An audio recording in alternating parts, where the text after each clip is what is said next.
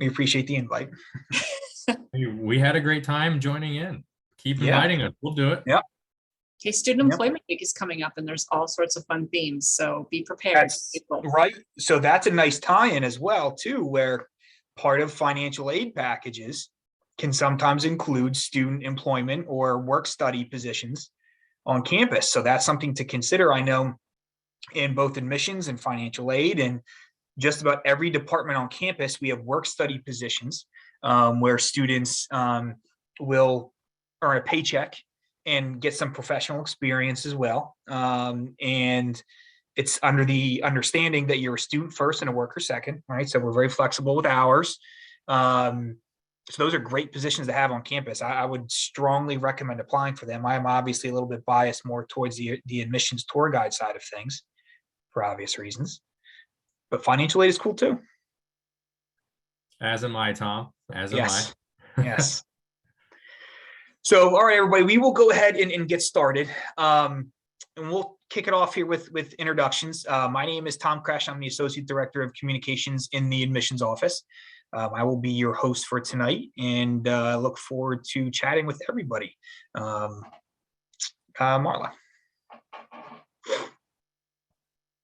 All right. Hey, I'm Marla Kane. I'm the Associate Director of Financial Aid and also a Bloomsburg alumni. So, you know, I'm a Husky in and out, and I'll turn it over to a fellow BU alum, my coworker and partner in crime, Amanda. I'll let her introduce herself. I'm Amanda Kishbon, the Director of Financial Aid, and as Marla mentioned, I am an alum and actually worked in the financial aid office as a student as well. And actually, I forgot to mention, I am also an alum. Sean, are you an alum? Unfortunately, I am not. Sorry, everybody. But I joined the Huskies in 2018, and I love it and feel like I'm part of the family ever since. By the way, everybody, I'm Sean Stout, one of the Assistant Directors of Admissions here at Bloomsburg. I can see a few names in here that I've already spoken with before, so glad to see you all again. I'm also the scholarship coordinator in our office. So welcome tonight, and we're excited to have you here. Yeah, absolutely. So we have a fun event planned for everybody. We have a presentation that Marla, Amanda, and Sean will be delivering. And then afterwards, I know there will be an open Q&A. And I know Miss Marla normally has a disclaimer about private information being offered during these. Marla, did you want to deliver that right? I mean, it's best said by you. Yes, thanks so much, Tom. So financial aid tells a story, and your story can be anything in terms of your family situation, your living situation, finances. And we wouldn't want to share that story with others in the group. So if you do have any special circumstances or something that may be unique that you'd like to discuss, we won't be doing that here in this particular forum. So instead, we do have our contact information, and we'd love to talk to you after, maybe tomorrow, next week, so that we can give you that individualized attention so that we can help you with your situation. See, she's good at this. Yeah, so that is 100% true. So if you have any follow-up questions about things that are ultra specific to your situation, please feel free to follow up with any one of us afterwards. The event itself should say the presentation should take probably around 30 or 40 minutes, and then we're going to open it up to questions. So we have about an hour total.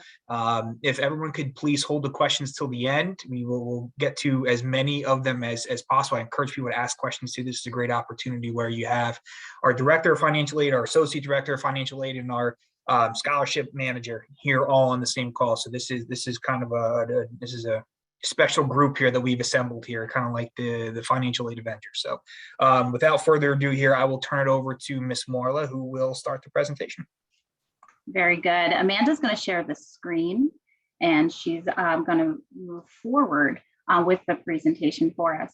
And as we discussed, this is a financial aid presentation with a little bit of scholarship thrown in with Sean. So we're going to get started by basically talking about what is financial aid, because it truly is important to understand that financial aid consists of so much more than those items, more than just free money. So it's going to consist of those funds provided to students and families to help pay for post-secondary educational expenses. And while it does include grants, which are free money, and scholarships, which are free money, financial aid also consists of things such as loans, whether it be the student or the student or the parent or both. But it's also going to consist of things such as self-help. Those could be things such as work and savings. So do keep that in mind, that financial aid is more than just free money. Next slide. The money is going to come from 4 separate sources. First, it will come from the federal government if you're eligible. It'll come from the state if eligible. Here in Pennsylvania, that would be FIA, which is the Pennsylvania Higher Education Assistance Agency.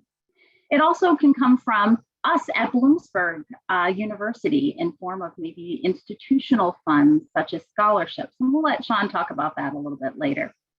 And then it's going to come from some private sources as well. And I can attest and tell you, because I have 2 students, 2 kids of my own that are in college. One's a sophomore, one's a freshman, and high schools. Your high school is one of the best places to get scholarship money. So you want to be checking with the guidance counselor. You want to check the guidance office website. Any opportunity that they pass out your way, make sure that you are applying for those scholarship opportunities at the high school, because oftentimes you'll find that many students don't apply for them. It's just a handful, and the chances of getting that scholarship only increase because less students have applied for it. You want to check with any clubs or organizations that the student or yourself as a family belong to. Your employer. Many employers have opportunities for scholarship opportunities. Places like fast food restaurants, amusement parks, where our students work, all have scholarship opportunities. You just have to seek them out and make sure that you apply. And then finally, Sean will cover some internet scholarship opportunities that are available. Just be careful when you're out looking for a scholarship. Make sure that you're paying attention to some of those scams that may be out there. You never want to provide your personal information, such as your social security number, bank account information, checking account information. You never pay for a scholarship. Scholarships are free money, so therefore you shouldn't pay for them. Next slide. Let's talk about how you get this whole entire process rolling, because it is a process and it is something that has to be done every single year. So it's not just a one and done type thing. There are going to be financial aid forms that are required. And it all starts with the Fafsa, or the Free Application for Federal Student Aid. It's a form that becomes available every October 1st, and it is needed and it's used to determine grant eligibility, whether it be from the federal government or even from the state here in Pennsylvania. It's used for direct federal loans, which are loans that your students are able to take out. It's used for Parent Plus loans as well, which is a loan that you as a parent can take out. And Amanda will cover all that in a little bit. You know, Tom talked earlier about work study. So you have to have a Fafsa submitted for work study. And it's also used for, in some cases, scholarships. As we mentioned earlier, taking a look at your high school, many of your high schools, those scholarship applications are going to require a Fafsa to be filed, and they're going to want to print out. So that Fafsa form is really an important form to be filled out. You want to fill it out every single year, and you want to fill it out on time. Oftentimes families will say that, you know, they're not going to fill it out because they're not going to receive any free money. But again, remember, it's the way to get work study and some of those loans. An additional form to fill out if you're a Pennsylvania state resident would be our PA state grant form. The good news about this is, unlike the Fafsa that has to be filled out every single year, your PA state grant form is just one and done. Once it's completed, you don't have to worry about it again, but you do need to make sure the Fafsa is completed by May 1st. And we at Bloomsburg, we may require some additional forms. We may have our own institutional financial aid forms, depending upon if you have some additional credits transferring in from somewhere. We might have some institutional school forms. We may have, it all depends on if your student is selected for various items. So the best thing to do is, in the Students My Husky account, is to be checking their to-do list frequently. And you'll see that it is located on the right-hand side of the student screen. It'll let them know what items are required. If they click on it, it'll tell them the details of that requirement. Next slide. The number one question that we get is whose information goes on the FAFSA. So we'll break it down for you to make it a little bit easier. If parents are married, or if parents are not married but are living together, then it's going to be the parent's information that is submitted on the FAFSA. Now, in cases of divorced or separated parents, or parents that have never been married but are not living together, the way that the FAFSA works is like this. The parent that the student has lived with the most over the past 12 consecutive months, as of the day the FAFSA is filed, is the parent's information that's reported on that FAFSA. If it's equal, then it's going to be that parent who provided more than 50% of the student's support. And many times parents will ask us, they may say it's 50-50, they may get into more detailed questions. If this applies to you, you can reach out to us and we can help you, understand this process a little bit more. Step parent information, yes, your information is required on that FAFSA if the student, if the student is living with you and you're the step parent married to the biological parent. Adoptive parents, yes, that information is required.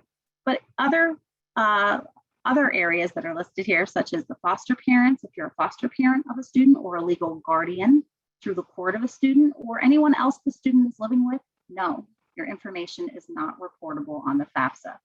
And we can get into that if you have a situation such as if you're a grandparent that you have a student or you're taking care of your grandchild. If that applies to you, that's one of those more sensitive kinds of conversations, and you can definitely send us an email and we can talk about that a little bit further just in privacy. Next slide.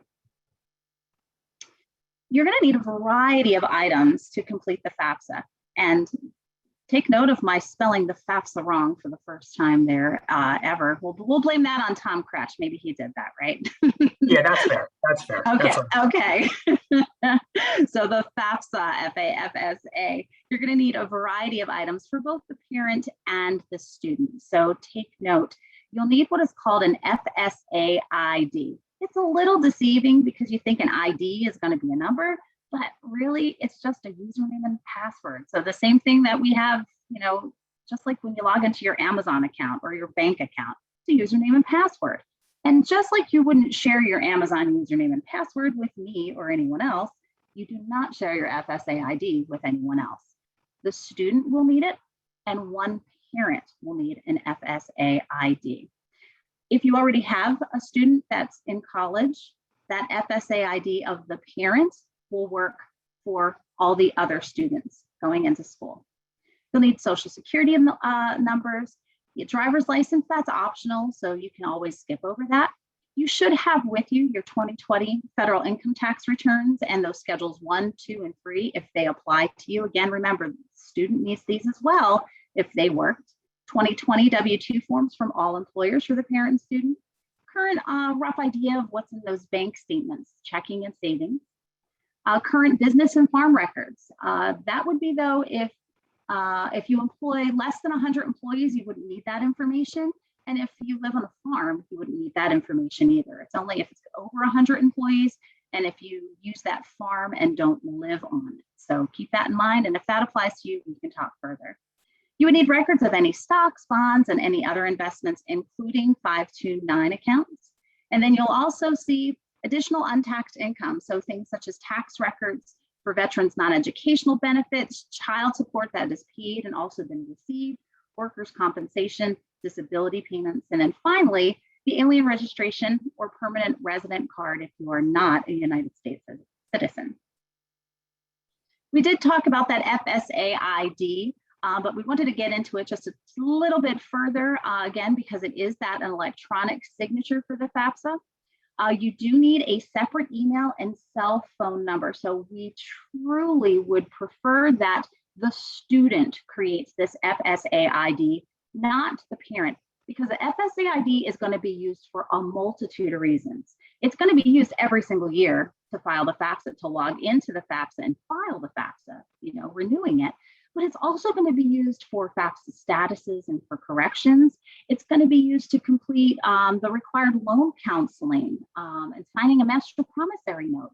And then it's going to be used in the future, further down the road, after your student has graduated, for renewing their loan history on NSLDS. So again, super important to have the student create this FSA ID, because remember, this is the student's FAFSA. So this process is the students. We as parents are just going to be providing our information in on their FAFSA. So make them a part of it, sit down together and do it. Write this information in a safe and a secure location. You can put it with your tax information. You can write both of them there. You can put it in the notes section of your phone. That's really a great idea so that it's handy. But definitely get this FSA ID. We recommend that you do it 2 days before you sit down and do the FAFSA, just so that you have it, it's fresh, and you're ready to go. Next slide. So we do have some completion tips for you. Remember that I just mentioned that this is the student's FAFSA, not the parent. And as you move through the FAFSA, you will see that it changes. So it will start off with student information, and at the top, it moves through tabs. So you want to make sure to pay attention to that. It will let us know, the parents, when it's our turn to put in our information. You also want to make sure that you're filing the correct year FAFSA. And I say that because there are 2 FAFSAs currently out there. You are completing for our incoming students of the fall 2022, that 2022-2023 FAFSA. And let me explain that to you. Again, this FAFSA will be used for the fall of 22 and then the spring of 23. If available and if it works for you, we strongly encourage you to use the IRS data retrieval tool. That very simply is a button that's in on the FAFSA that will allow you to transfer your information from the IRS directly into the FAFSA. We want you to answer all the income questions, don't leave anything blank. But we also want you to carefully review the untaxed income questions. The great thing about the FAFSA, it's a living and breathing form. It has the skip logic. So if you answer no to a question, a whole section may disappear. So not one, your FAFSA may be different than somebody else's FAFSA based upon the answers in which you put in. You want to review the asset questions before you complete them. There's a help section. There's little question marks that you just hover over and it gives you the information and what you need. And if you have a 529 plan, this is reported as a parent asset, not the students. Now listen, we know that if you have that 529 plan, that it's going to be used for your student, but it's our asset. So it's not reported under students. We're going to report it under ours. And speaking of assets, don't include your primary residence, your home. You're not going to include your retirement information or qualified insurance policies. And again, don't forget to complete the PA state grant form. The link is going to be found on the confirmation page of the FAFSA. So when you get to that end, that confirmation page, don't just click out of it, look for the link and fill it out right then and there. It's the easiest way to do it because basically it's going to transfer the demographic information you've already put in on the FAFSA into the state grant form. You only have to answer a couple more questions, hit submit, and you're done. Think of it like when we go to dinner. When we go to dinner, and if you don't order dessert, you kind of forget about dessert, right? You want to have dinner and dessert. You can tell I'm hungry, can't you, Tom Fresh? You want to have dinner and dessert all at once. File your FAFSA and your state grant form all at once. That way it's done. Next slide. Now we do recognize, especially with the pandemic, that there have been substantial changes. And we do recognize that, you are using 2020 tax information. You don't have an option. You must use 2020 data. So if things have changed, or if they're going to change in the future, we do have a process in place that's called a special circumstance. So if things were to happen, such as a reduction in pay, a loss of employment, a divorce, a separation, disability, the passing of the parent, we do have this process. We have it both in paper and an electronic submission where you can go forward, provide us with all the information of what has changed, and the documentation is required. And then we can go in and we can take a look to see, can we adjust your FAFSA for you, making you potentially eligible for some federal financial aid. Super important to make sure, again, that all the documentation is submitted at once, because what will happen is if you don't submit it all at once, it kind of will become stagnant. We're not going to review it until we have everything. So you have any questions about that, feel free to reach out to us, but Visit our website. You'll see both that paper version is out there and the electronic submission is there under our financial aid forms on our website. And then I think if we move on to the next slide, I think, Amanda, I think this is where you're going to jump in and talk to everyone about what happens next. That's right. Thank you so much, Marla. Appreciate it. So what's next? You've already done the FAFSA, you've already done the state grant form. Well, you should expect, or your students should expect, to get a financial aid notification. And at this time, we're primarily using electronic notifications for our students. So they have to get in the habit of checking email. This is really the primary way that our office communicates with students. And I know I hear a lot of times from parents, why can't you give me the information directly? I'm the one paying the bill. Well, federal law requires that because this is the student's education and it is their FAFSA, that they are responsible for the information. And unless a release is signed by the family, we can't give specific information directly to a parent.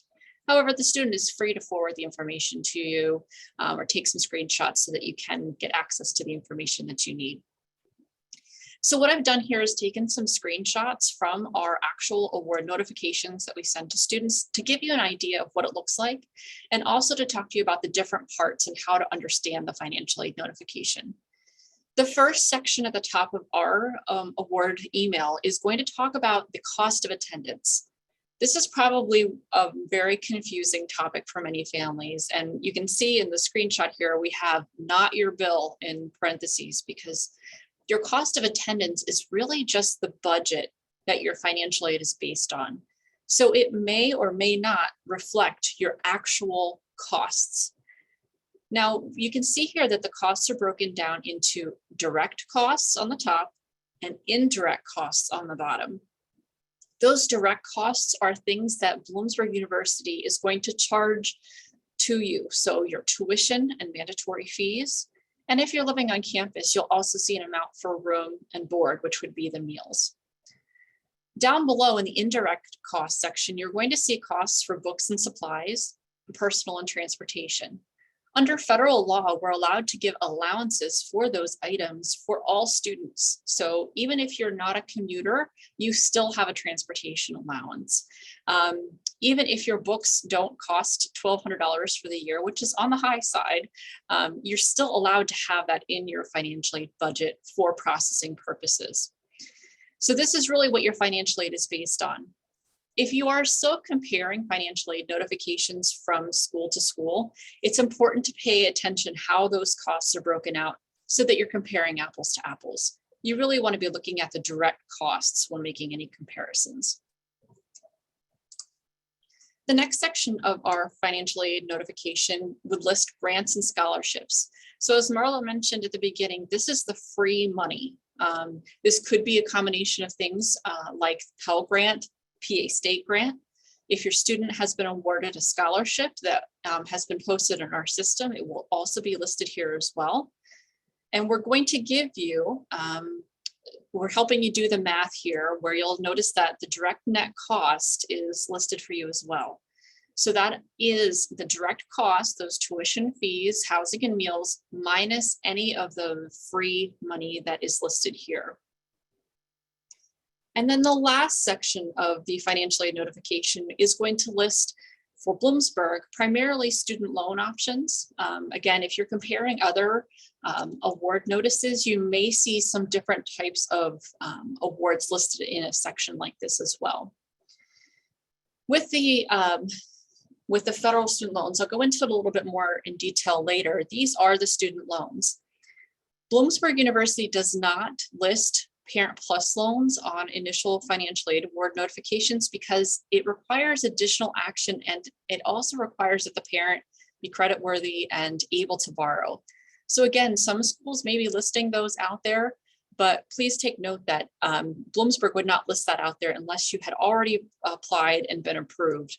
It's simply too early to do that for next year yet though. And also we've talked about work study a little bit. We don't put work study on an initial award notification because it is not deducted from the bill. We've tried that in the past and families became pretty confused thinking that they could deduct federal work study from their tuition and fee bill. And it caused a lot of questions and concerns. So We have made the decision right now to back off of that and not include that, but it does not mean that your student is not eligible. Really, any student is eligible for some type of work study, and it will be up to them to find a position. And we could talk a little bit more about that another time. So I wanted to go into a little bit more detail about the grant programs that are available. As Marla mentioned, a lot of funding can come from the federal government through grant programs. The largest grant program that the federal government currently has is called the Pell Grant. And as you can see on the slide here, the most that a student can get is $6,345. Now, the way that this is determined is based on financial need. It's really based on that financial information and the family information that's provided on the FAFSA. What we didn't talk a lot about tonight, because it's kind of out of the focus of what we wanted to go over today, is the EFC, or expected family contribution. That's really your eligibility number that is derived from that FAFSA application. It has nothing to do with what you actually pay the university, but it does determine your eligibility for need-based financial aid. The lower that EFC number is, the higher your chances are of getting need-based grant assistance from both federal and from FIA. Federal government also has a program called Supplementary Educational Opportunity Grant, or SEOG. That is a maximum award up to $4,000, but it is very limited. And at Bloomsburg, you do not need to fill out another scholarship application or another form to be considered for this. We award this on a first come, first served basis. And we typically begin awarding that a little bit later in the year. So again, if you see that on an application, or excuse me, an award notification from another school, but not on Bloomsburg, it could simply be that we haven't awarded it yet, or that we just did not have enough funding to completely cover the incoming class, which is very typical. Federal work study is also part of the federal aid programs. And again, it's a need-based program. So just a minute ago, I mentioned that pretty much every student is eligible for work study, and that is true. If your student has financial need, they would likely be paid from the federal work study dollars. Otherwise, we have what's called institutional work study, and that's for any student regardless of their need status. For the PA State grant, next year, the estimate right now is at $37.46. With the PA State grant, that dollar figure is not finalized until Pennsylvania has finalized their budget. And typically they do not issue final awards until after May 1st. So please note that your PA State grant, if you are awarded one, can change, and FIA will notify you of any updates to your award amount. Now with FIA, there's an interesting formula that they use to determine the PA State grant, in that they're also taking into consideration the cost of the school. So if you apply to Bloomsburg and maybe another school, particularly a private school that has a higher sticker price, it's very likely that you would see a higher PA State grant there, because they are adjusting those based on the cost of the school. If you are applying at other PASHE schools, most of the time that information would be the same for the PA State grant then. So let's talk a little bit about how else to pay the bill after you have exhausted all of your free money options. We do have some other items listed here that are considered free money. Like we mentioned, scholarships, and Sean will get into those a little bit more down the line. We've brought up 529 plans. It's great. I know that, if you're juniors or seniors in high school, there's not a whole lot of time, but if you can do a little bit of work during the summer and save up money, or save any of the funds that you get through graduation gifts, it's a great way to chip off some of the cost, even if it's just for paying for books for the first few semesters. And we'll talk about some other items as we go, but the first thing that I'd like to dive into are the federal direct loans. You saw those listed in our financial aid notification, and so we just wanted to give you a little bit more detail about these programs. With this federal student loan, this is available to all students regardless of their financial need and regardless of their credit history. There's no credit history or credit score needed to be able to borrow with this loan program. Your student will see either a subsidized or unsubsidized, or a combination of both loans listed on their financial aid notification, and it is based on need how those are distributed. Now, the difference between the subsidized and unsubsidized loans is that the subsidized loan has no interest accruing while the student is in school or during the grace period.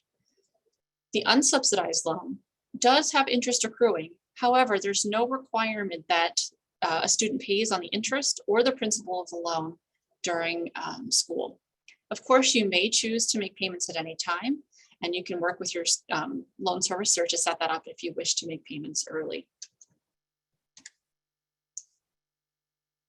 I mentioned that there are some federal loan limits. And so as a first-year student, when you're first entering school, you actually can only borrow up to $5,500. Again, this is based on the amount of credits that you have earned. And this is the same regardless of what school you go to. As you can see from the chart, the amounts do increase as you attain more credits until you get up to a junior level, which is 60 plus credits, and then you cap out at $7,500. This is for dependent students. If you are in a situation where you are considered independent, whether it's due to age, if you have your own children as a student, or have other circumstances that make you independent as a student, your loans are actually a little bit higher. You're able to borrow another $4,000 for your first year, taking you to a total of $9,500. I know that's not broken out on the chart here, but we do have more information on our website if you are an independent student, and certainly you can contact our office if you're not clear about what your loan limits may be. Next, the Federal Direct Plus loan. This is the federal loan equivalent for parents. And what I like to point out is that this loan stays in the parent's name forever. There is not an option for you to transfer this loan into your student's loan after graduation. But it is a great option for families looking to fill the gap between what was awarded and what the actual bill comes to be.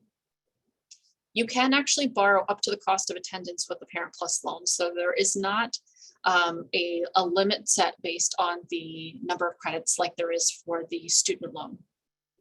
There is interest accruing on the Federal Parent Plus loan. However, you do have the option of deferring principal until after graduation if you choose to do so. And that is part of the initial application. When you complete the Plus loan application online at studentaid.gov, you can elect to defer your loan. There are also private alternative loans that are available through banks that are outside, such as banks, credit unions, even state agencies, and some schools will offer loans. Bloomsburg University does not offer any private loans, and we actually consider ourselves to be lender neutral. So if you call our office, we cannot say that Bank A is better than Bank B, or you should definitely go with this particular lending agency. We do, however, have a private loan search tool on our website, and I do have the link here. Unfortunately, it's not an easy link to just copy and paste onto a slide, but if you go to our site, you can find that under our financial aid listing. It's Elm Select, and what it is a historical list of all of the lenders our students have used over the last 3 years or so. So it's going to give you a great place to do some comparison shopping. And that's really what we encourage families to do, because eligibility, rates, repayment options can vary quite a bit between lenders.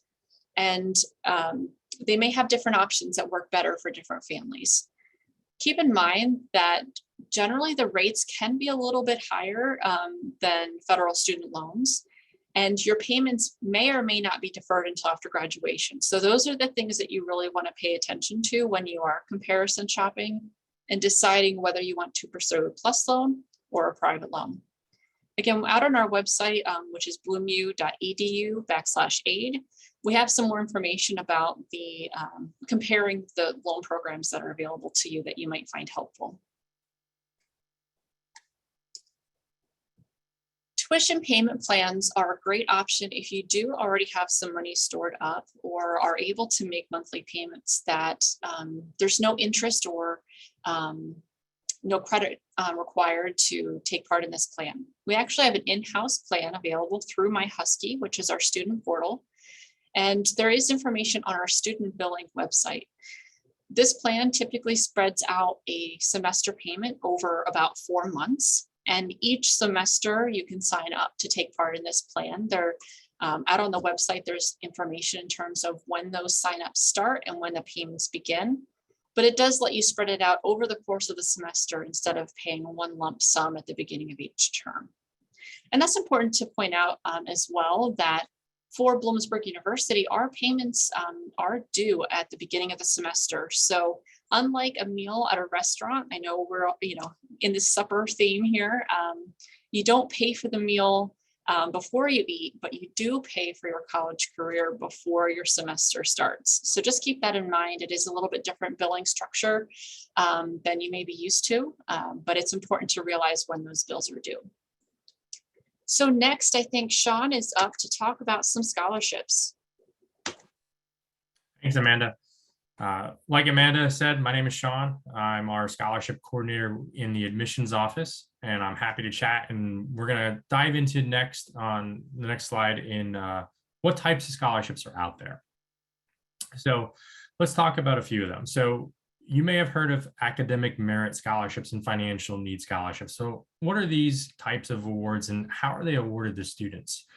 So if you look at the definition of merit, you're going to see it's deserving or worthy of something. So different types of academic merit scholarships or merit scholarships in general, they could be reviewed based upon GPA, academic coursework that students taken, athletic ability, etc. In terms of financial need or need-based, when you look at that definition, you're going to see that we're going to look at what the financial need is of that student and what it's determined by, which is the Fafsa. So if you were paying attention a little bit earlier, you heard about EFC and the cost of attendance. That's how we get that financial need. You can see it right there on our screen. So these are a few types that you may see out there. You're also going to find renewable versus non-renewable scholarships. So a non-renewable scholarship would be an award for 1 year. An example would be a student received a scholarship for $500 for that freshman year only. It normally is notified in the award letter that you're receiving from the scholarship award committee, whether it be an admissions office or the financial aid office. Renewable means that you can receive that award every individual year that you're at the school. And it's usually dispersed in the way of 8 consecutive semesters. So an example could be our academic excellence scholarship, which is a $5,000 award that's dispersed at $2,500 per semester. Okay, and that does show up through that financial aid award notification that Amanda mentioned a bit earlier. You can go to the next slide there, Amanda. So university and college scholarships versus external scholarships. So who's awarding these different scholarships to you as a student? So the university or college, these are ones that our admissions team would offer you through here at Bloomsburg. Okay, these could be academic merit. These could be some through our Bloomsburg Foundation that we review as well. These could be financial need based. These could require you to submit an additional scholarship application that I'll touch on in a few minutes. So there's a lot of different ways that we can award scholarship monies out there to students. There's external scholarships. These are not offered through Bloomsburg. These could be offered through your high school, local organizations, employers like Marla had mentioned earlier, and then other outside agencies like Fastweb. I have a ton of different opportunities to show you kind of where these can be, whether it's online through those local organizations like we mentioned here before, and I'll show you that on another screen. But these are different ways. Here at Bloomsburg, every year we offer a total of $9 million in scholarships. These could be financial need-based. These could be those academic merit-based. This could also be those Bloomsburg Foundation Awards that I mentioned. There is a separate application for. There's actually a ton out there, and I'll talk about those in a few minutes too. But I did want to share this number because there are a lot of opportunities for you to apply or gain scholarship monies. You can go to the next screen there, Amanda. So these are some of the opportunities out there for you. Of course, through Bloomsburg University, we offer academic merit awards. We're continually reviewing those on a rolling basis, and we start that process typically in October, and we'll continue to do that through April. If a student does not receive an award notification from our admissions office regarding a scholarship by May 1st, it's typically that they're not going to be receiving an award as an incoming new student. There's also our fastweb.com out there. That's a organization through the website. And what's great about fastweb.com the student and the parent or supporter can both create an account on there and apply for scholarships. So the student can apply for themselves and the parent or supporter can apply for their student.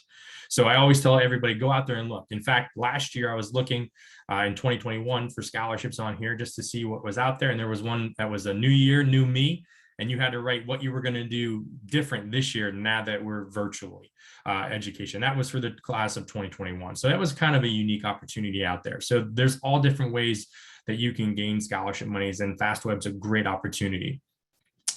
There's the pafoundation.org, another great opportunity there. Your local guidance office. I'm our admissions counselor for a lot of the local schools surrounding Bloomsburg University. And I can tell you from talking to different guidance counselors, there's a lot of scholarship monies out there.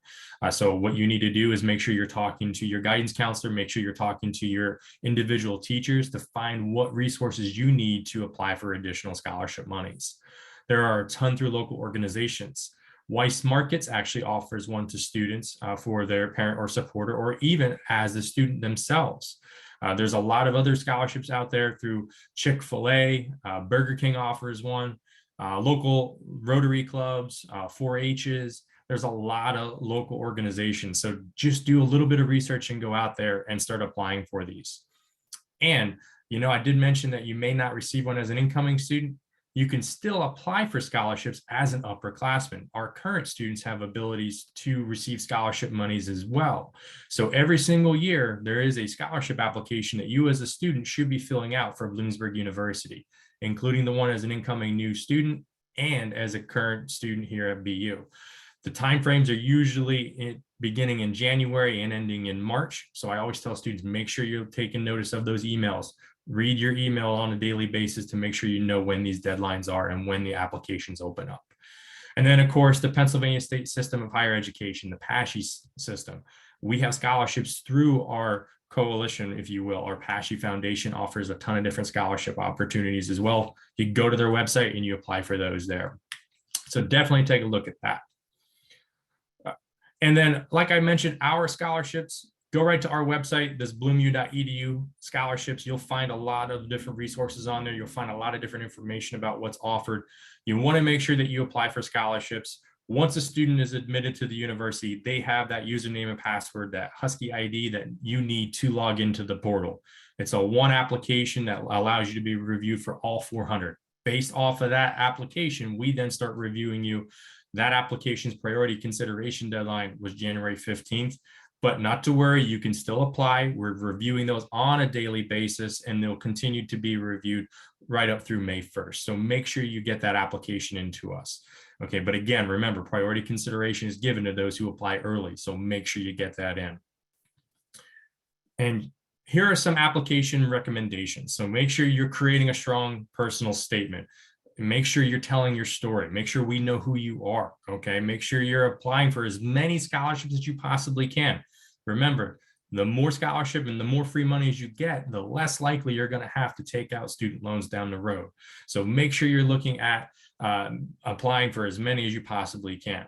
And apply for these every single year that you're in college. Like I said, you can apply every year, even as an incoming new student, sophomore, junior, senior, through our website, through other organizations, get those scholarship applications in. If it takes you a 1 hour, a time frame to write a 1-page essay for a scholarship that's worth $1,500, that's a lot more than the $875 you may make working down the street at your part-time job. So make sure you're getting those into us, okay? We want to make sure you're available for as much as we possibly can. And I apologize, you probably can hear my pup barking in the background. You also want to make sure you're listing all of your accolades on the applications. Make sure we get to know, are you on your honor roll? Are you working a part-time job? Have you been employee of the month? Those types of things all count. Are you involved in clubs and organizations in your high school? Make sure you're getting those all submitted.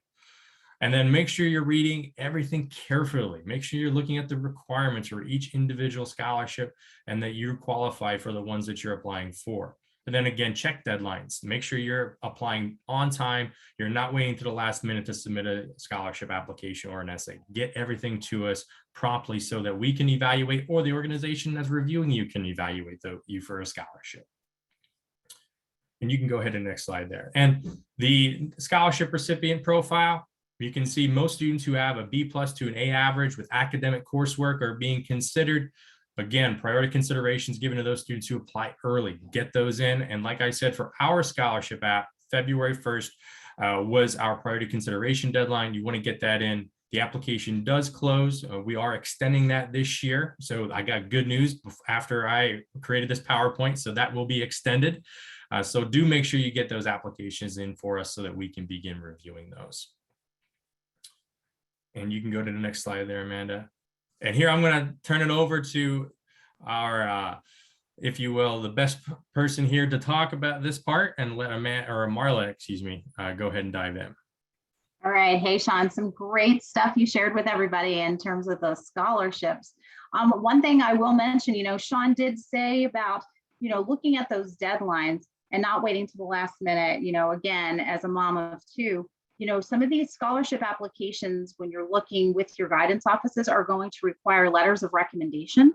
So, Sean's spot on when he says not waiting till the last minute, because that may require a teacher, a coach, a counselor to get that recommendation in for your student, or for you, the student. And if you want something that's really well written, you want to give them enough time to be able to formulate the relationship and the accolades that you have. So definitely follow suit and apply early, and let those folks know that you need those letters of recommendation, because many of them will require it. So some final thoughts before we turn it over to the Q&A. We've had a couple of questions that have come in that we've answered, but we've saved one. We've saved a couple, and so start thinking about your questions, and we'll open it up in just a moment. But we want you to only borrow what you need, and remember that loans are funds that need to be repaid. So it's really important not to over borrow just to have extra funds in the student's pocket. Here's some great tips that I wish somebody would have told me, that I could have paid the interest on student loans while I was in school. So I had a work study job.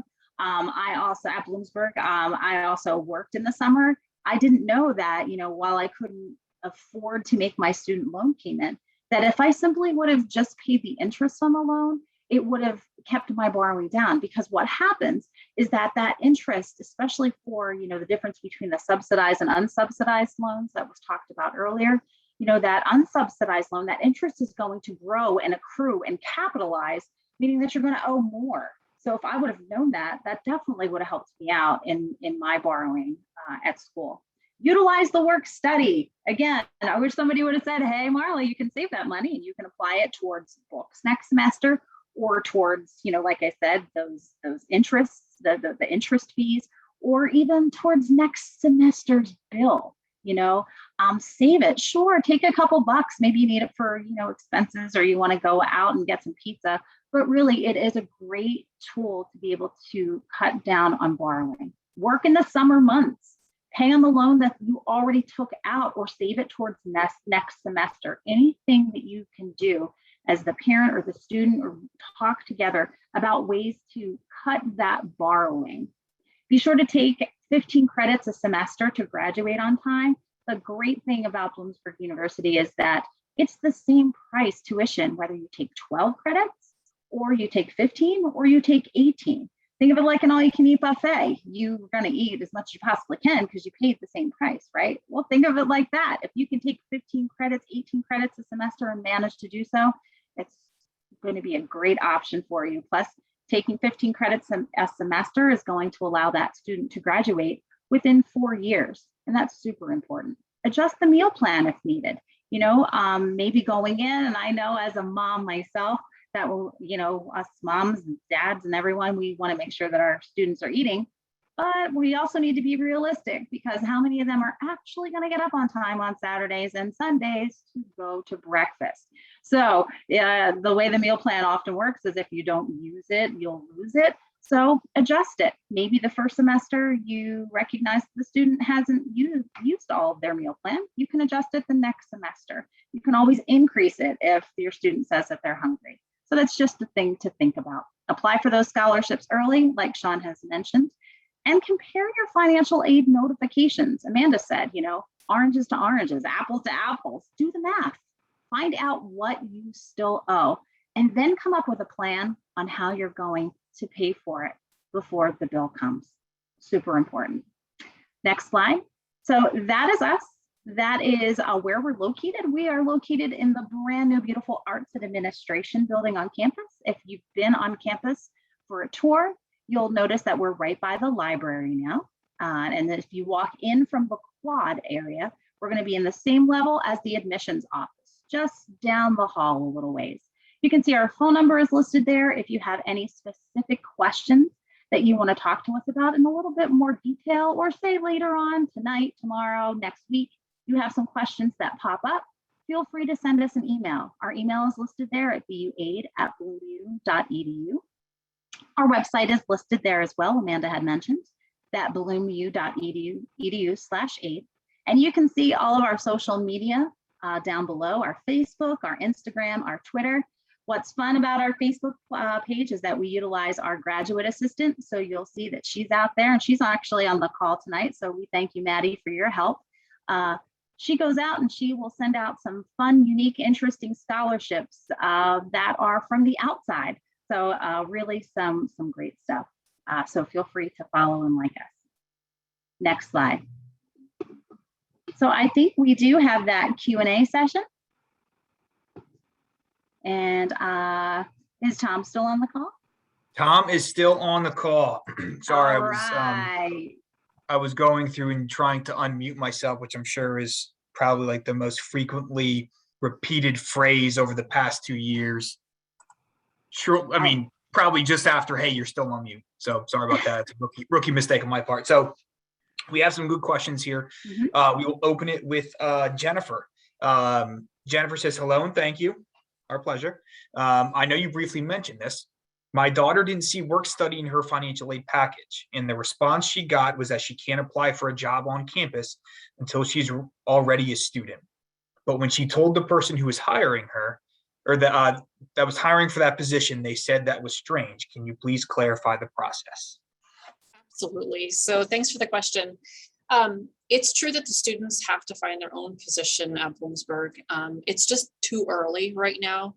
So I appreciate your, enthusiasm for finding a job, but typically students and departments wouldn't start hiring for next fall until probably May, June, even July and August. Honestly, we'll be still hiring. And a lot of a lot of departments wait until students are here. And we actually typically have a job fair in the fall as well. So I would just, hit the brakes a little bit on that process, but continue to monitor our website. All of the jobs that we are aware of are posted on the financial aid site. And once you start seeing jobs for fall of 2022, you can have your student reach out to the supervisor that's listed. Yep. Great question. And I know a lot of departments too, they will promote their own positions on campus. I know we do in admissions. So you might see some promotion for hiring for tour guides. Just putting that out there. All right. Great question from Mackenzie Healy. When should we apply for outside loans for students? Thank you, Mackenzie. Yeah, so with private loans, you really want to wait until closer to the summertime. And actually, I typically recommend that you don't apply until you see the actual bill. And that's because our tuition fees are not set in stone at this point. And so while we can give you a great estimate, it's not your actual bill. Student billing is historically done in July. And I know that puts a lot of parents' nerves on edge, that it seems like it's really last minute. But in fact, the student loan process, even private loans, it's not a long drawn out process. Everything's done online and is done fairly quickly. So I would do recommend waiting until you get the bill. If you are somebody that really wants to have it done ahead of time, I would say no earlier than April. Okay, great. Wonderful question. Another good question here from Jennifer. If in the financial aid package, you bump up the total cost of room and board, books, supplies, and transportation, does it eventually get adjusted down to where it should be before billing begins? So with that cost of attendance, it's really just a budget. And so for our purposes in financial aid, we really aren't going to change the budget to match the actuals. So even once tuition fees are set, you would not necessarily see a revised award notice going out, because we are using projections that are typically very close to the actuals. So students' overall budget would not change once the actual tuition fees are set. And we also always allow for the most expensive housing and meals in our budget. So even if your student chooses a lower option, or I should say we allow for the most typical housing and then the most expensive meals. So even if your student chooses something else, they would still have that base option. The only time that families tend to see an issue with that is if they are choosing an expensive housing option, perhaps down the road when you're choosing an apartment style or suite style option on campus, you can contact our office and we can discuss that on an individual basis. All right, great, thank you. Question from Amber. How can I figure out if I am eligible for work study, and how do I apply if needed for it? Sure. So really everyone is eligible for work study. So at this point in the process, you don't need to do any type of application or, ask whether you're federal or state. However, once you begin the job search process, you may see job applications or postings that indicate for federal funding only, for state funding or institutional funding only. And at that point, if you give our office a call, we can tell you what you would fall into, which category you would fall into, so you can apply to the appropriate job. Again, I would say this isn't going to happen until closer to summertime. And at that point, we would have a good idea of what pot of funding you would be pulling from.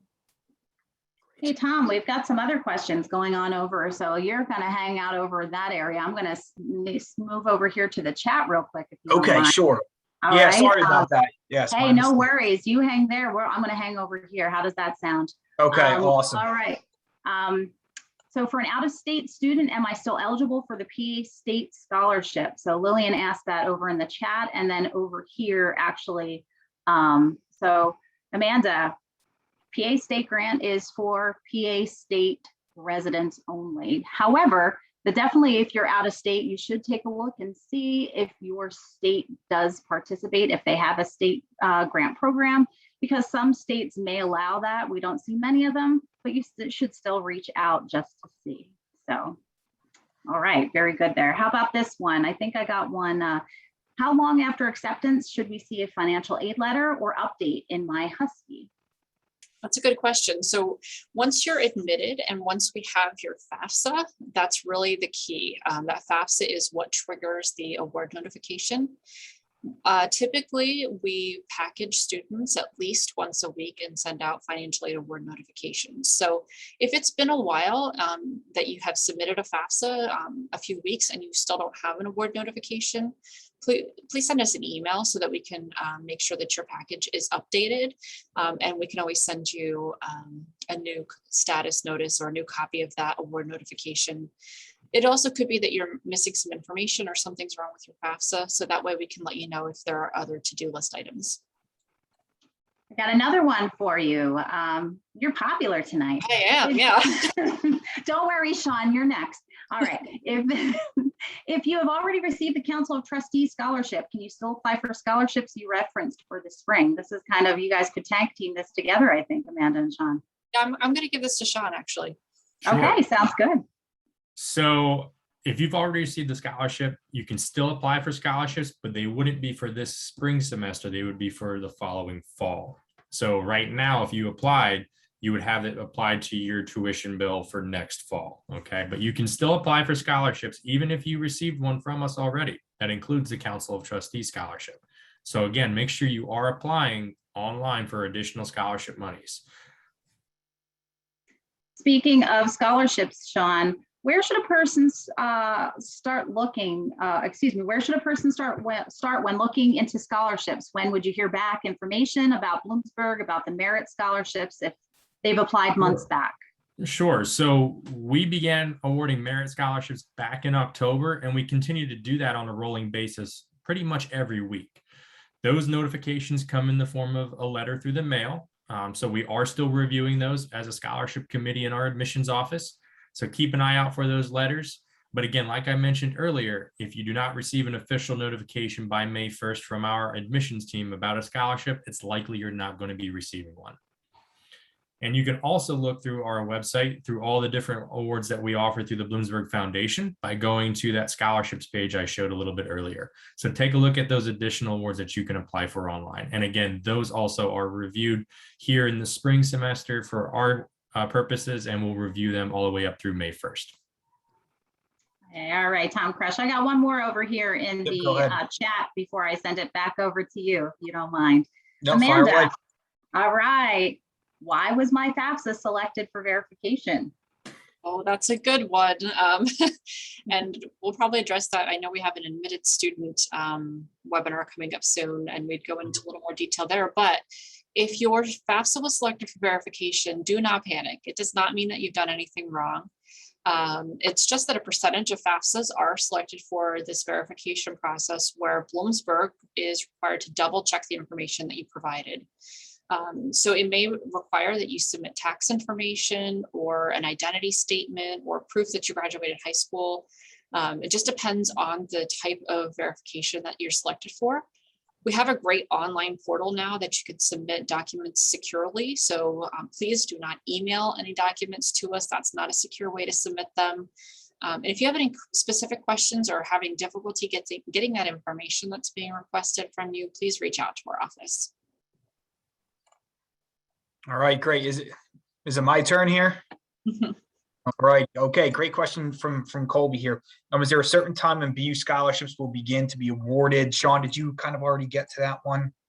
I did a little bit, but again, Colby, just as a reminder, we continue to do that on a rolling basis, and that started back in October, and we'll continue to do that throughout these spring months. So keep an eye out for a letter from our office. If you do have any specific questions, as we stated in the beginning, feel free to reach out to us. I'll put my contact information in the chat there as well, should you need to reach out to me directly. Good question from Sean here, from one Sean to another. If a student's parents are divorced, can each parent apply for separate Parent Plus loans? Yes, good question. So yes, technically a student, if their parents are separated, each biological parent can apply for a plus loan. And so that allows for, if one parent is denied for any reason, the other parent could possibly take that out. It's also possible that both parents would be approved, and we can do that. It's important that the parents watch their email, though, because we will be contacting them for some additional information after that plus loan application. Thank you. Question from Amber. I was a bit confused about you going over the allowance for indirect costs. Would you be able to clarify that and go over that in a little more detail? Absolutely. And this is something that a lot of families are confused about. So with the indirect costs, it's just like if you were setting up a budget for your household. We want to set aside money for emergencies, for entertainment, for clothes, food, whatever. It's really just a budgeted amount. It doesn't necessarily mean that your student will spend that or have that expense, but federal law allows us to include those things when we're processing financially. So I'll give an example. In the books and supplies, maybe your student needs to purchase a laptop. You can borrow a student loan if you needed to help finance that, because there is money in your budget based on that need for a laptop. I know I saw somewhere in the chat or one of the Q&As about, if you're a commuter student, why would there be a housing budget? Well, even if you're living at home with parents, you still may be helping them pay bills. You may still have other housing related expenses. And so the federal government allows even commuter students to have a housing budget. Now, it is much smaller than if you were living on campus or living in an apartment, but there still will be a housing component. That is a law that we have to have a housing component in there for all students. So again, those indirect costs are not actual charges. They're just part of the budget that the financial aid can be built on. Okay, great. Right, and I think that's important that you just mentioned that, because it's a budget. It's not meaning that, so Nathan, that's going into that question that you looked at, Amanda, will the cost of attendance amounts change since a room won't be needed? The cost of attendance, again, as she mentioned, that won't be changed, but you're also not going to see room charges on your bill. So what I think, a lot of times parents and students will get confused about is that financial aid notification. It's an estimate. It's a budget. That's not the bill. So just put that in your mind right now. It's not the bill. Your bill is going to come out sometimes in July. And again, not from the financial aid office. It'll come from the student billing office. And that'll give you exactly what you owe if you are living on campus, because it's going to vary for every student. So that's why we put it in as an average. So if you go out, a great place to go out to is the student billing office. If you just, if somebody can type in that address for me, thanks, Amanda. There's a cost estimator tool out there. It is fantastic. Now, for right now, it only has the spring, but what it will allow you to do is to kind of manipulate your own cost of attendance budget, because it's going to ask you, are you a PA resident? Are you out of state resident? It's going to ask about meal plans. It's going to show you all the different meal plans. It's going to show you all the housing so that you can actually see what it looks like. And I think that will really help you all out, because it'll give you, and again, it's just an estimate. We're all working on estimates, but we'll help you out just a little bit better, because that financial aid notification can be confusing. But again, that is not the bill. The bill will come out in July sometime, usually second, third week of July, from the student billing office, not from financial aid. Great, thank you. Couple more questions here on my end. Good question from Nathan. If commuting, when will the cost of attendance amounts change since a room won't be needed? Yeah, I think Marla just addressed that one. So, it's not a bill. So commuters, you won't actually get a bill for housing, but in your budget, you'll still see that item. Okay. Question from Nolan. If I already have over 30 credits coming into the fall semester as a freshman, nice job, Nolan, how much federal direct unsubsidized loans would I get per year? On my award letter, it states $5,500. Is this correct? So Nolan, I think you should just reach out to our office so that I can look at your situation. Typically, if you have 30 credits coming in, you'll be considered a second-year student, and you would be eligible for a total loan of $6,500 for your academic year. So feel free to send us an email, and we'll take a look at your eligibility. Great, thank you. And this is the last one I have for Q&A here. How do I know if I applied for the PA state grant, and where can I go to apply for this PA state grant? So if you listed Bloomsburg University as your top school choice on the Fafsa, and if you completed the PA state grant form, it would be included on your financial aid award notification. However, if there were any missing items, or if you did not include us, there would not be an estimate out there. So if you go to pheaa.org, you can complete the application or check the status of your application. And you can also switch schools if needed, if you did not include Bloomsburg as your first choice. And Marla just put that in the chat. Thanks. All right, Marla, your turn. Fire away. All right, we got Lillian. Would like to know, when do athletic scholarships show up on our account? Good question. So this can vary, because we're getting scholarship information from the athletic department and coaches on a rolling basis. And they're also manually entered. So typically they are a little bit later to show up. That's okay. Don't panic if your coach has given you a word notification that you've gotten a scholarship, but you don't see it on financial aid. It's just a timing issue. So really, you want to have a conversation with your coach about the timing of their awards, and rely on the information that they're providing to you. Yeah, you're welcome, Lillian. Thanks for the question. Oh, yes, Mackenzie, we did put in the chat already. Mackenzie wanted to know that PA state grant. So again, Amanda mentioned it's up there just a little bit. I'll put it in again. It is PHEAA, PHEAA.org. Just as a tip for you, you will go into the website, and on the right-hand side, you will see that there's a drop-down box. You're going to be the student borrower. You might have to create an account. And when you create that account, it's just going to be a couple of pages worth of data. And then you'll be able to go in and you'll be able to view your state grant form. A great thing of doing with that is if you don't know that if you've actually done the PA state grant, that is the way that you can go in and actually fill out that state grant application if you missed it out on the FAFSA form. It's the other way where you can go in, and that's where that drop down box is, and say that Bloomsburg wasn't your number one choice, you can make us your number one choice. And then that information will get sent to us, and we'll be able to then have Amanda's putting it right there, because for some reason it was not showing up in the chat when I was typing it in. So again, fia.org is where you go for the PEC grant. Oh, I see, because I wasn't typing to everyone. Let's see if this works now. Thanks, Amanda, for doing that. My apologies, everyone. I was sending it all to the hosts. There you go again. Great questions. Does anyone have any other questions for us?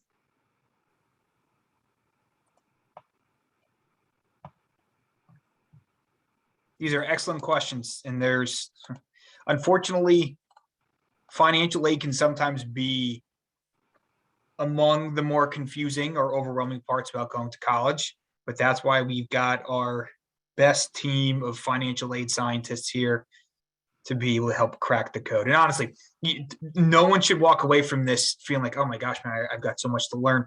That's why we're here, right? We've all been to college here in this group.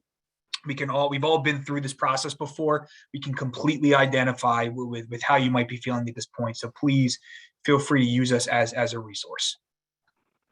We're getting a whole bunch more questions coming in, both on the Q&A and in on the chat. So Amanda, Lillian again wants to know, how come my accepted aid does not match my offered? Good question. So depending on the type of aid that's out there, you may have to take action for specifically your student loans. With the federal loan program, because you are borrowing, we want you to take some affirmative action or positive action to accept those loans in your My Husky account. So if you log in, there is an area under the financial aid section. I believe it's called Accept Decline Awards. And if you go in there and check off that you want to accept your student loans, then those totals should match again. But it would not show as accepted until you take that action, and you would see that difference. That's great. And that actually took care of a question over in the Q&A. I think it's Niali. And if I said that incorrectly, I will learn it. Because I often forget. You know what? I missed that because I've had my screen shrunk, so I didn't see that we were getting questions in the Q&A. Man, that was a mistake from me. Yeah, no worries. So that answers her question for sure. Okay. We've got a couple of more coming in. This is great stuff, everyone. Sure. So yeah, from Kimberly, who's a parent, they're curious to know, you mentioned a low EFC and a high EFC. I have my EFC, but I don't know if it is low or high. So I think that's a really good question. Yes. Yeah. So, the EFC is a range of numbers, and the lower it is, 0 is the lowest it can be, the better it is for grant and other need-based assistance. It's really an unlimited number. As my 5-year-old likes to say, it's infinity.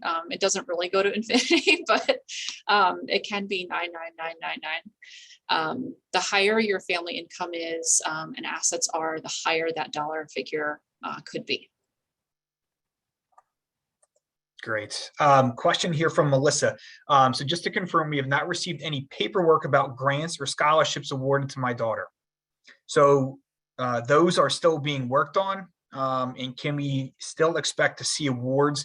And Sean, correct me if I'm wrong here. I wonder if it's better for Melissa to reach out just so we can do a little bit of a deeper dive here into where she might be in the process. But that's a really good question.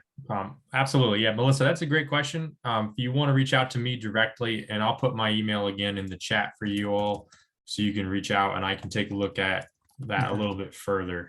That's one of those we want to make sure we take a little bit better look at the profile of everything. And I think that's a two-part question. So I think it's a Sean question and maybe an our office question, because the grant was in there.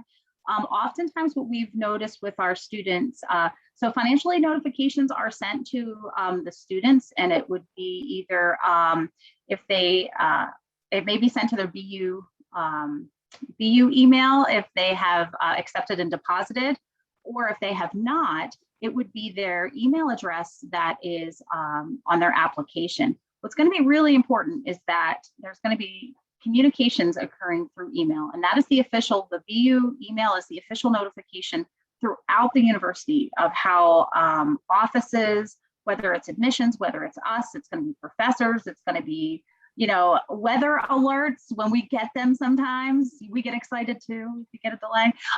So you want to make sure that your student is checking their email. It's super, super important to do that. And if you find what we could do is, if you want to send us an email out to our BU aid, what we'll do is we'll go in, we'll take a look and see, one, do we have a FAFSA on file? Two, if we do, was there a financial aid notification sent out? When was it? We'll let you know when it was sent out, and we'll resend it to the email address that we sent it to so that you have it. And Sean, if you wouldn't mind real quick, dropping in the chat, I know our financial aid website, I know Amanda and Marla put out some really, really helpful websites. One of them literally walks people through the financial aid process from step to step. I mean, it is extremely helpful. Would you mind putting that in the chat just so I know, so everyone can navigate to that? Because I do think that is a page that might alleviate some concerns and help people navigate the process. And I'm sorry, Sean, did you have something else to add though? I did. I wanted to just clarify one thing too. I know a lot of schools use the term scholarships and grants interchangeably. And here at Bloomsburg, when we're referring to those terms, scholarships are true scholarships for us, like our academic merit awards or our financial needs scholarships or those foundation scholarships. When we use the term grants here at Bloomsburg, we're talking about that federal Pell Grant or that PA state grant, not scholarships when we're talking about that here at Bloomsburg. Just wanted to clarify that for everybody. Great. Question from Amber. Are we able to apply to more than one loan through FAFSA? Get myself off mute here. So yes, so when you do the FAFSA form, it's what I like to call an umbrella application. And so it really lays the groundwork for the student loans, the federal direct loans. And if you choose to as a parent, you can apply through studentaid.gov using your own login for a Parent Plus loan, the federal Plus loan. It does not, some private loans require a FAFSA to be on file, but there is a separate application process that you have to go through. Thank you. And Marla, I see you're typing a response to Luke. Thank you. You're welcome. We do have a couple over in the chat. So, yeah. Yes. And, go ahead. So this is a good problem to have. Okay.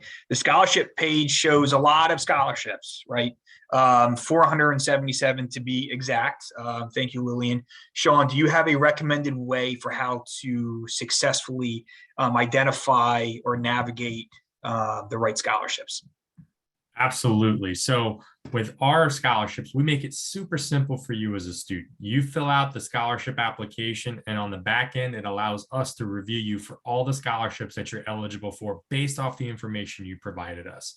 So you don't have to go out there and fill out 477 different scholarship applications. You fill out that one, and we are able to then review you for everything based off the information that you provided.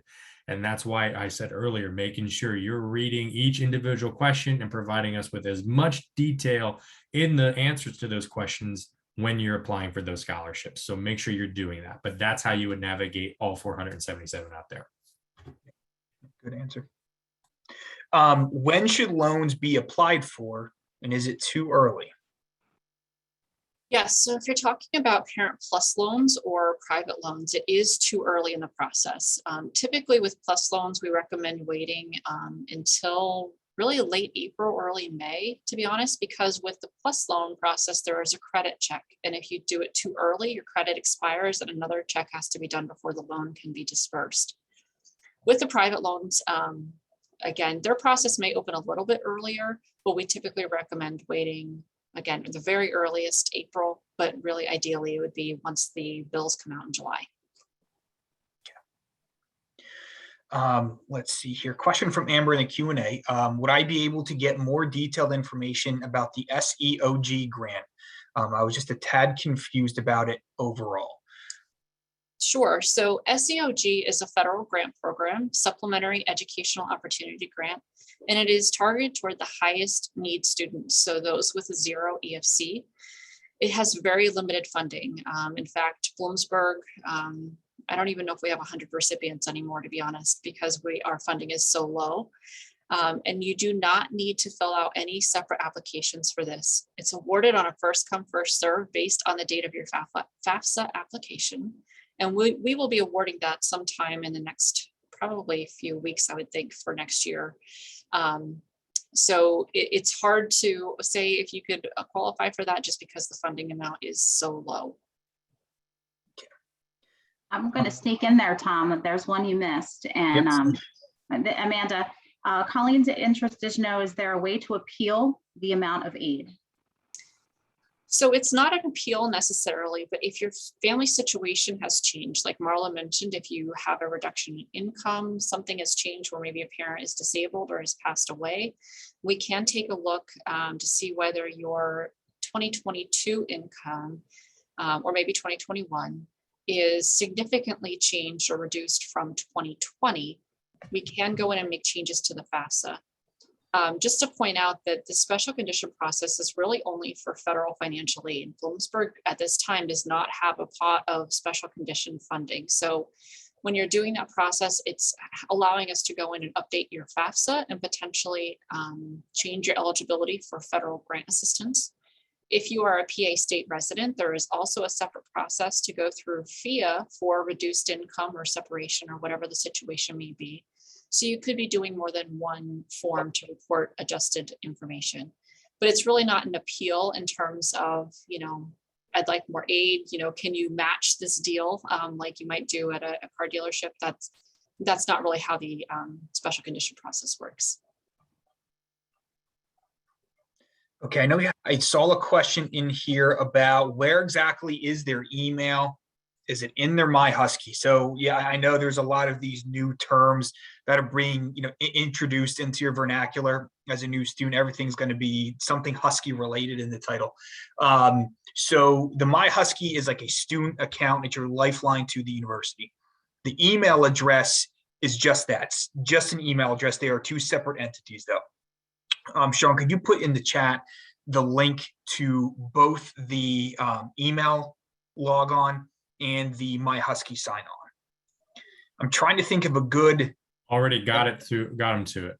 Oh, okay. Wow. Yep, Okay. I'm a little behind the curve here, so sorry about that. No problem. Okay, let's see. Tom, that if you think of it like it's like everyone think of it like your you had a high school portal. So you're just transitioning from your high school portal over to your My Husky portal, your college portal. And I think that'll resonate a little bit better with everyone. That's simply all it is. That is true. Okay, question from Nathan. If you want to lower the amounts of a student loan or not take any student loans, how do you do that? Yeah, great question. So if we have already offered you federal student loans and you decide you don't need all of it or you want to cancel it entirely, there are two ways that you can do that. If you want to cancel the loan entirely, say, for example, you don't want any of the unsubsidized loan, you can simply decline it in your My Husky account. If you want to reduce the loan that was offered to you, you could do so by sending an email from your Bloomsburg email account. And the email address is buaid_loan@bloomu.edu. And I'll put that in the chat as well.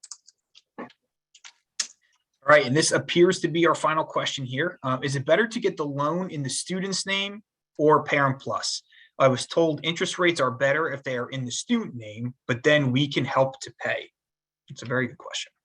It is a good question. And I would say it really depends on the family situation.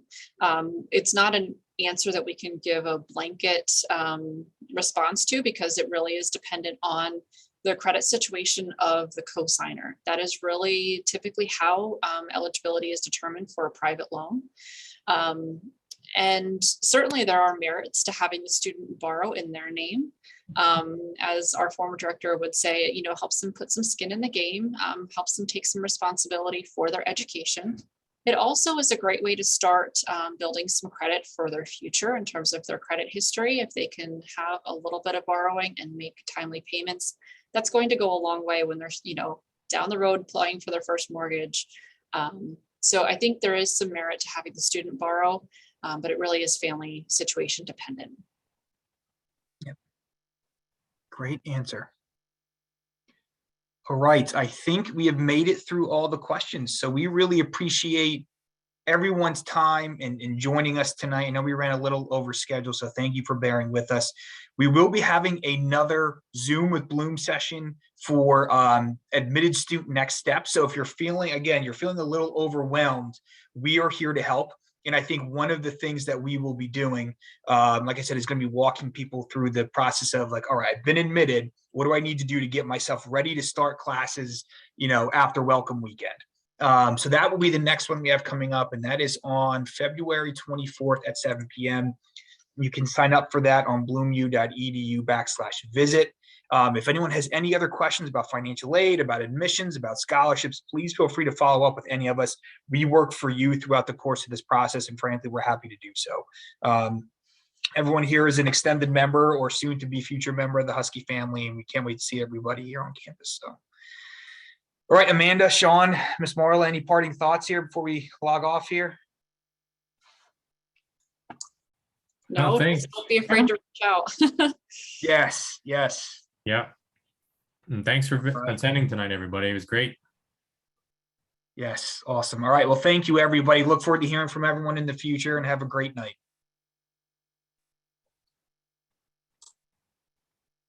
Yeah, I can hear my kids still downstairs causing a ruckus, as 5-year-olds and 3-year-olds are wont to do.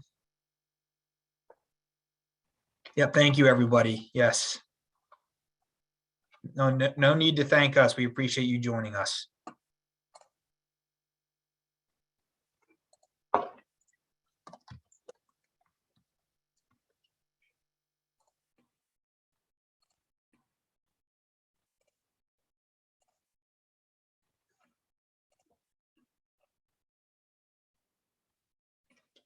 Aaron, or okay.